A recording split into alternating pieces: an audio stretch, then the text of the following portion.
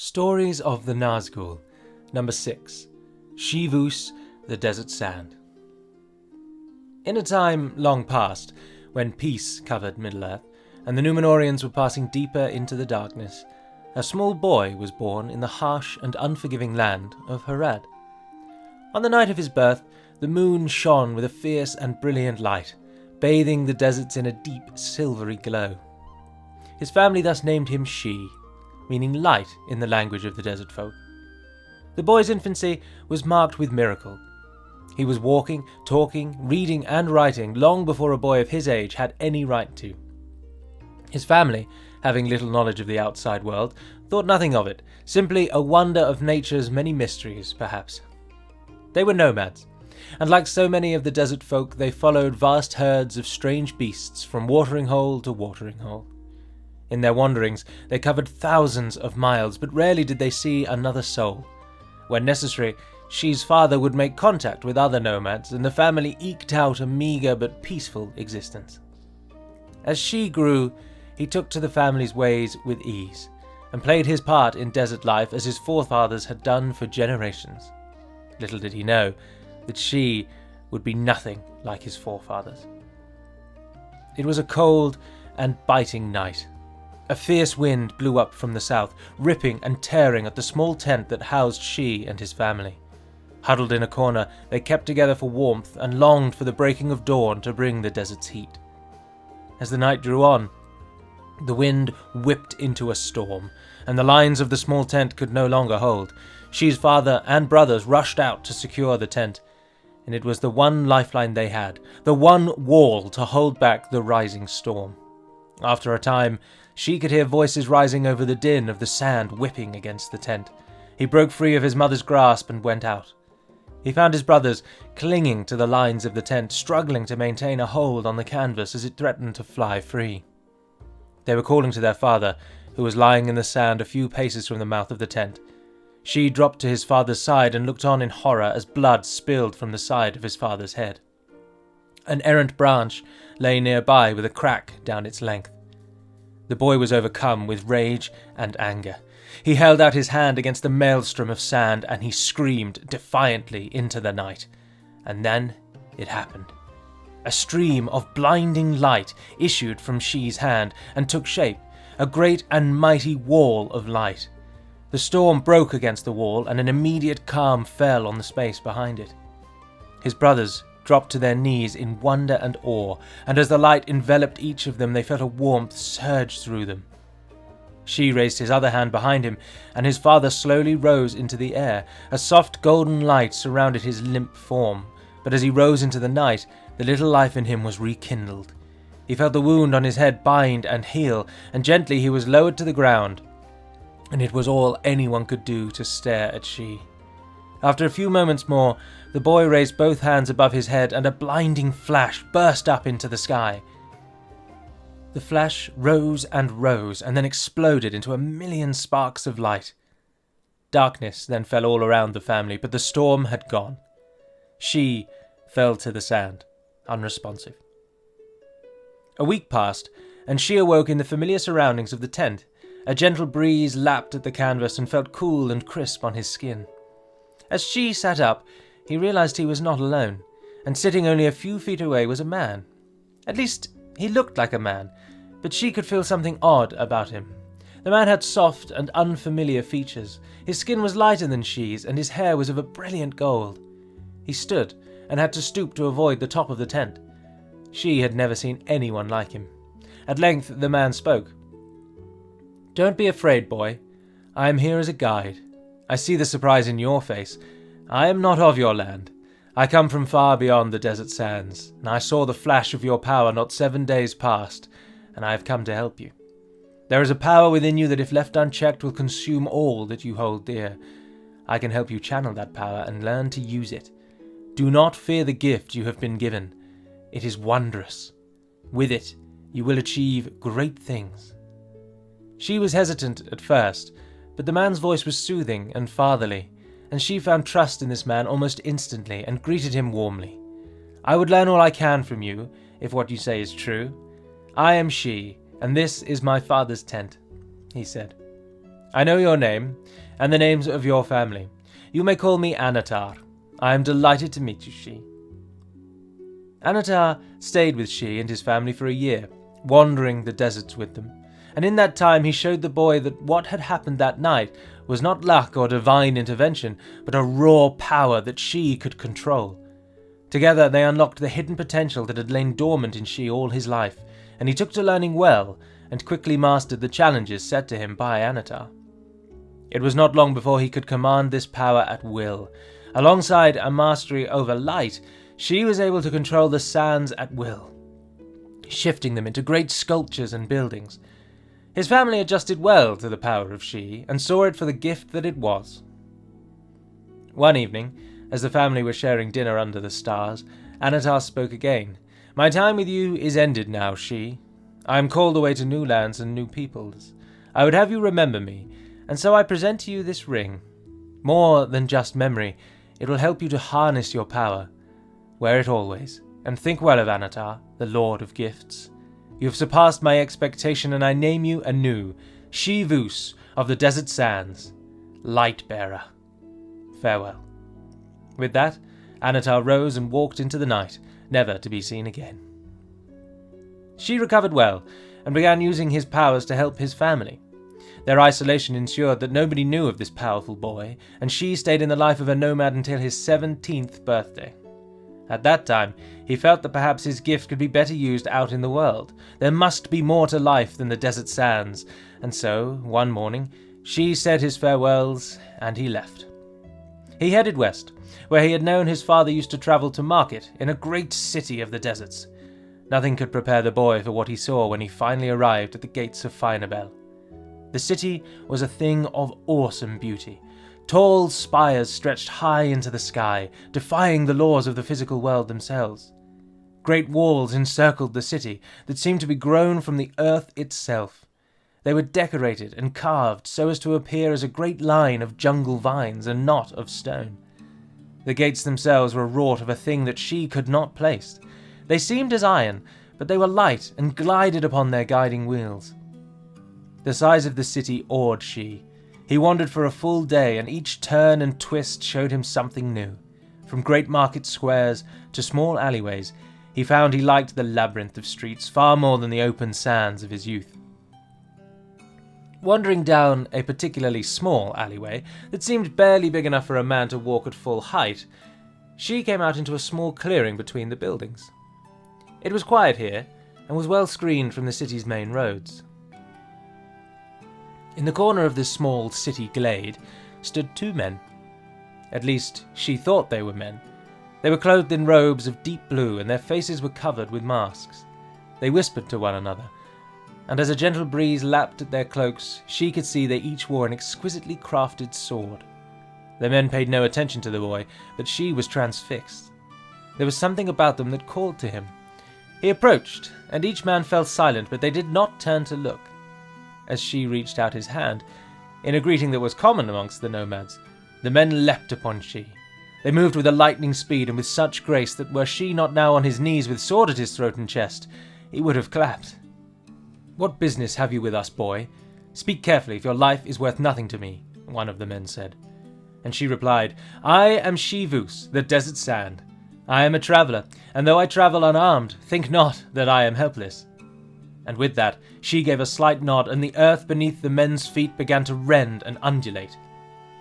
The two men sprang back, but as they touched the ground again, it swallowed them to their waists. Shi stood and laughed. "Tell me your names, and perhaps I will let you leave this place," he said. "I am Lak, and the one behind me is Suk," one of the men said. "What is your business in the city, Lak?" asked Shi. "We are here to make coin," they said. "Well, there doesn't seem to be much coin in this alleyway. And your garb, I may be young, but I know much that you could not imagine, and you are not merchants." The two men looked at each other, and made strange motions with their heads. She could see that they blinked in patterns, and was amazed to realize that they were speaking to one another, but through gesture and signs. And at length Suk spoke. "We are here to earn coin by saving this city. The man who rules this place and sits in the Black Palace is a tyrant and a murderer. His soldiers scour the lands up and down the great river, and he enslaves the people under his crazed will. We have been tasked with ending him, and for this we will be handsomely rewarded. If you help us, you can share in our coin. What say you?" She thought for a moment, and considered their proposal. He had not set out to claim lives with his power, but Anatar had taught him that a little evil could serve a greater good. "I will help," he said. He stamped his foot, and the two men rose from the sand. That night, the three assassins set out on their grim task. The Black Palace was encircled by a great wall, and there was only a single gate, but, with Shi's help, any stone or earthen wall could just as easily be a door, and the three men made it into the heart of the palace without disturbing a soul. In only a short time, they found themselves standing in the bedchamber of High King Neuron, the self-proclaimed ruler of Harad. The king slept soundly in the bed at the center of the vast room, but he was not alone. Encircling his bed was nearly 40 bowing women, each one facing towards the bed and unmoving in their deep, graceful bows. Apart from this strange entourage, the king had seemingly no guards posted inside the room. Lak and Suk spoke to one another in their silent gestures, and then Lak said aloud, "We cannot get to him without alerting those women. They are more than they seem, and we cannot risk their ire. We need your help, Shi." The boy understood, and he instructed them both to close their eyes.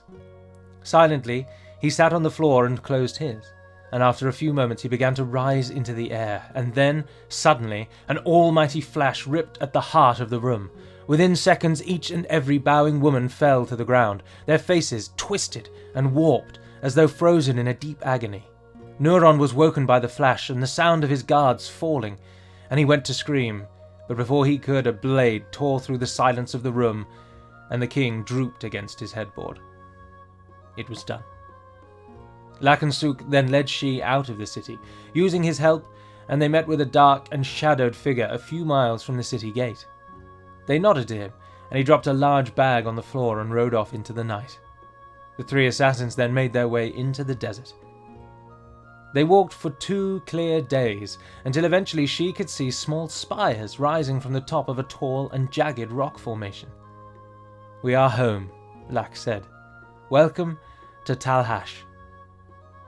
Shi was not sure what he was seeing at first. It seemed as though a great rock had been dumped in the desert, but as they drew nearer, windows and doors appeared in the rock face. It was a fortress, carved out of the rock itself. They led Shi through a labyrinth of sheer rock walls until they entered a simple wooden door. Shi found himself in a great inner chamber, and the walls were of polished stone and the air was cool.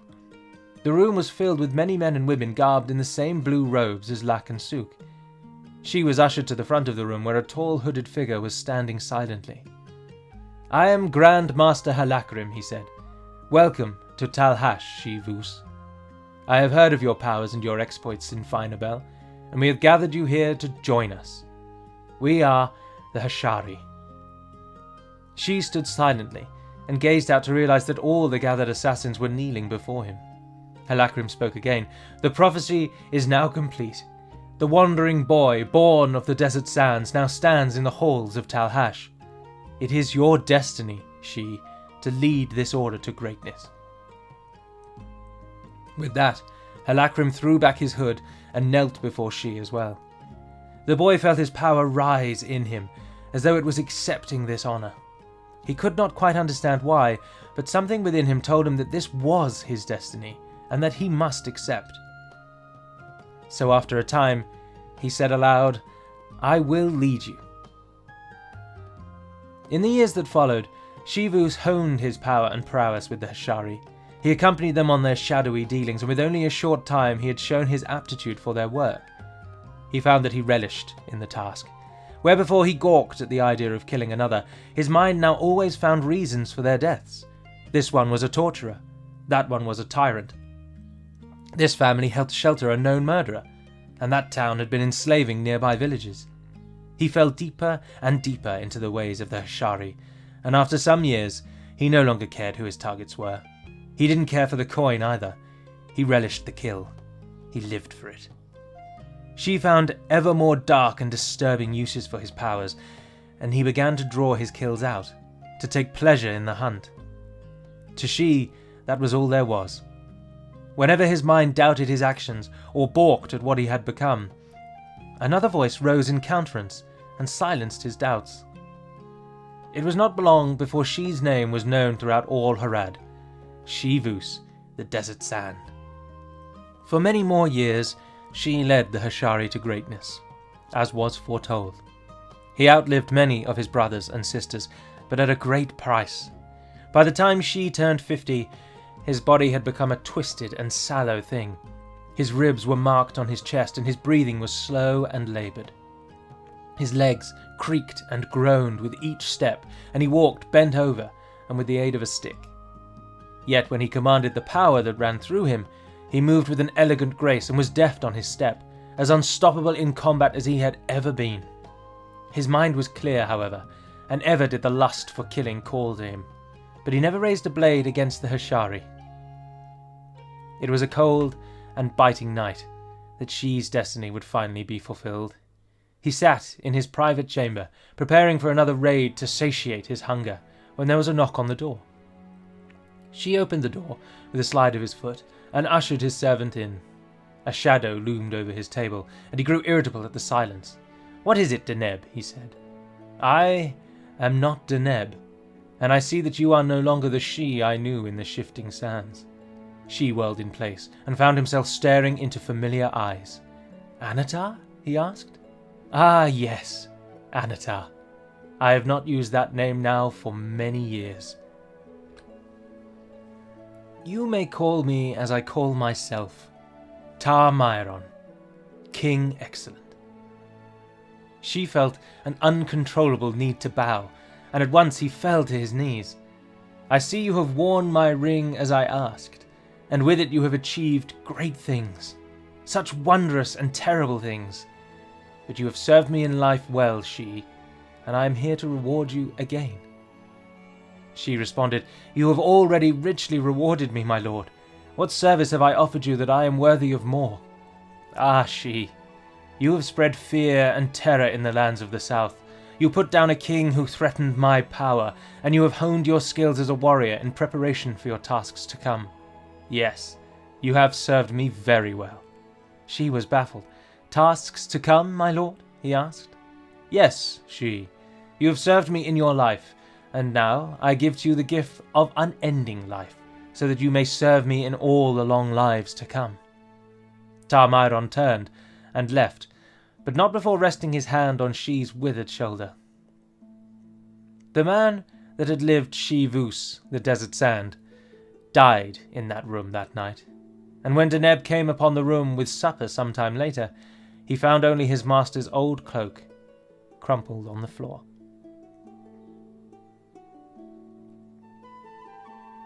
This story was written by me, Adrian. It is not a canonical story, and was written to give backstories to the Nazgûl in Divide and Conquer. I hope you have enjoyed, and thank you.